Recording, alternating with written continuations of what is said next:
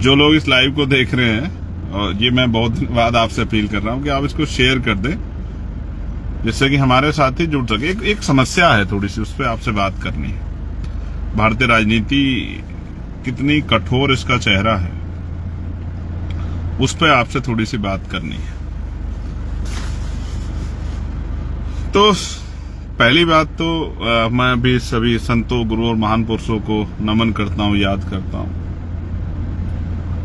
मैं ठहरा एक प्राइमरी स्कूल के हेडमास्टर का बेटा, किसी धन्ना सेठ का बेटा तो हूं नहीं सर, तो बहुत बड़ा नाम या बहुत बड़ी उस तरह की पहचान नहीं है।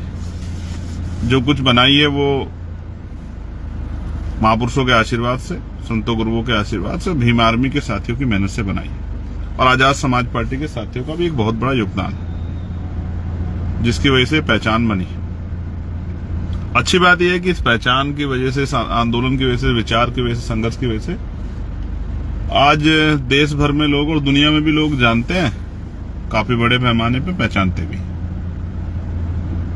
लेकिन समस्या ये है मेरे भाइयों कि अब हम लोकतांत्रिक व्यवस्था में राजनीति कर रहे हैं, अपना दल चला रहे हैं, और दल का नाम है आजाद समाज पार्टी काशीराम। अब आजाद समाज पार्टी काशीराम बिहार में इलेक्शन लड़ रही है,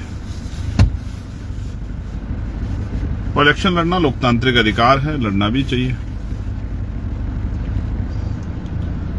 हालांकि कई सारे लोग जो हैं, जो विरोधी हैं, हमारे दल के विरोध में रहते हैं, वो तमाम तरह के आरोप, तमाम तरह की इधर उधर की बातें हमारे दल पे करते हैं। मैं उनकी बहुत परवाह नहीं करता। परवाह करनी भी क्यों चाहिए? एक जीवन मिला है, एक आप पे अवसर है, उसको बड़ी जितना कुछ कर सकते हो करो, जो भी बेटर आप कर सकते हो। भाई बाबा साहब ने तो कह दिया कि रानी का बेटा राजा नहीं बनेगा। लोकतांत्रिक व्यवस्था है, जिसको जनता ताकत देगी, जिसके साथ खड़े होगी, वही नेता बनेगा। जनता जिसको वोट देगी वही एमपी एमएलए बनेगा। जिनके बाद ज्यादा एमएलए जिनके जीतेंगे उनकी सरकार बनेगी, इनके लोकसभा के सदस्य जिनके ज्यादा जीतेंगे उनकी केंद्र में सरकार बनेगी। तो मैं आज की घटना आपको बताता हूं, और इसके बारे में फिर आप लोग आकलन कर लेना कि मैं जो आपसे कह रहा हूं वो किन परिस्थितियों का सामना मैंने अपने एक साथी से भी शेयर किए, और आपसे, क्योंकि भाई है मेरा, तो लेकिन आपसे भी शेयर करना मेरा जरूरी है कि आपसे भी मैं शेयर करूं। आज मेरी सहरसा में सभा थी। सहरसा एक विधानसभा है, और नजीर साहब वहां से प्रत्याशी।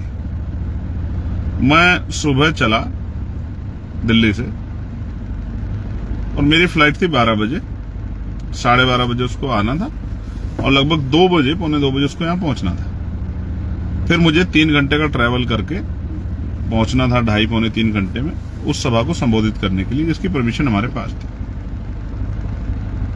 सुबह 10:05 पे मेरे फोन में मैसेज आया कि आपकी फ्लाइट 1.5 घंटा लेट है। ये खबर आई तो दिमाग में बड़ी चिंता हुई कि जिस कार्यकर्ता ने या जिस प्रत्याशी ने आज अपने मेहनत की खूब कमाई लगाई होगी, पैसा लगाया होगा कि भाई चुनाव है और लोगों को लेके आना है, चुनावी सभा करानी है, और टेंट वेंट लगाया होगा, परमिशन ली होगी, तमाम तरह की व्यवस्थाएं की होंगी, कुर्सी की, तमाम चीजों की।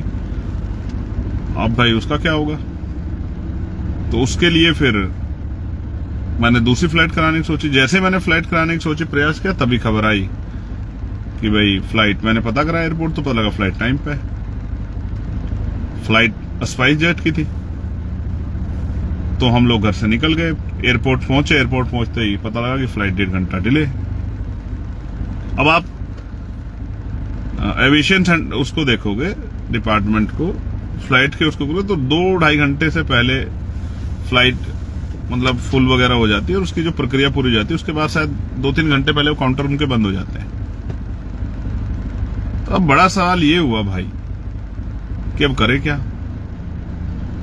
2 घंटे एयरपोर्ट पे इंतजार करते रहे। 1:30 बजे का समय था फ्लाइट चलेगी, वो फ्लाइट 1:30 की बजाय 2 बजे चली। 2 बजे के बाद जो फ्लाइट 4 बजे, उसको 3:30 बजे पहुंचना था, लेकिन दूसरा ट्रैफिक था। ट्रैफिक का मतलब जब प्लेन चलता है उसको ट्रैफिक कहते हैं कि और भी प्लेन ट्रेवल कर रहे होते हैं। उसको उतरना था जहां दरभंगा एयरपोर्ट पे, वहां ऑलरेडी एक और फ्लाइट टाइम वो कर रही थी, क्योंकि ये टाइम चेंज हुआ था तो उसको जगह मिलनी थी, तो वो आधा घंटा और लेट हुआ। हम लगभग 4 बजे उतरे और 4 बजे के लगभग उतर के बाहर आके 15 मिनट वॉशरूम वगैरह करके हम लोग निकले। अब सभा स्थल है, क्योंकि सड़क है, 150 किलोमीटर जाना है, 3 घंटे 3.5 घंटे का रास्ता है। वैसे तो हम पे विरोधियों का कहना है कि बहुत सरकार की बड़ी कृपा है, लेकिन एक सिंगल पुलिस का कांस्टेबल भी हमें सरकार ने दिया नहीं, इलेक्शन कमिश्नर ने दिया एप्लीकेशन करने के बाद। ठीक है यार, नहीं देते उनकी मर्जी है भाई। अब अपना जीवन तो एक बार जानते हो, एक दिन जानी है, तो उसकी काहे ज्यादा परवाह करनी। तो हम लोग उसकी चिंता नहीं कर रहे, लेकिन मैं आपको बता रहा हूं कि कृपा मेरे ऊपर ज्यादा, मेरे विरोधी इस बात को कहते हैं। अब क्या है कि हम लोग निकले तो जाम और तमाम तरह की चीजें, और टोल टैक्स पे भी इस तरह की समस्या आती है। लेकिन बेसिक समझाने का कारण यह है कि सोचो हम लोग निकले हैं और परमिशन का एक टाइमिंग है, इस समय से इस समय तक परमिशन होगी, और फिर लोग दूर से आते हैं जाते भी है, सर्दी का समय और बारिश का मौसम है। जब आप पे उस तरह की व्यवस्था नहीं होती तो 3 घंटे का समय 4 घंटे का हो जाता है। क्योंकि कहीं अगर कोई, क्योंकि चुनाव चल रहा है तो सारे प्रत्याशी प्रयास कर रहे हैं, कहीं किसी की रैली या कहीं किसी का रोड शो या कहीं किसी मीटिंग से अगर आप गुजरते हुए सड़क पे, और क्योंकि काफिले चलते हैं, अगर कहीं आप उसमें फंस गए तो फिर आपका सफर कई घंटे फालतू का हो सकता है। अब वो उस कार्यकर्ता के बारे में सोचो जो चुनावी रैली करा रहा है, उसका क्या होगा। ज्यादा लेट पहुंचे लोग चले गए तो लोगों में नाराजगी हो जाएगी, क्योंकि जिस नेता को देखने आए थे वो आया नहीं है, तब तक पहुंचा नहीं था, तो उसका नुकसान भी हो सकता है आर्थिक, उसका पूरा चुनाव भी खराब हो सकता है।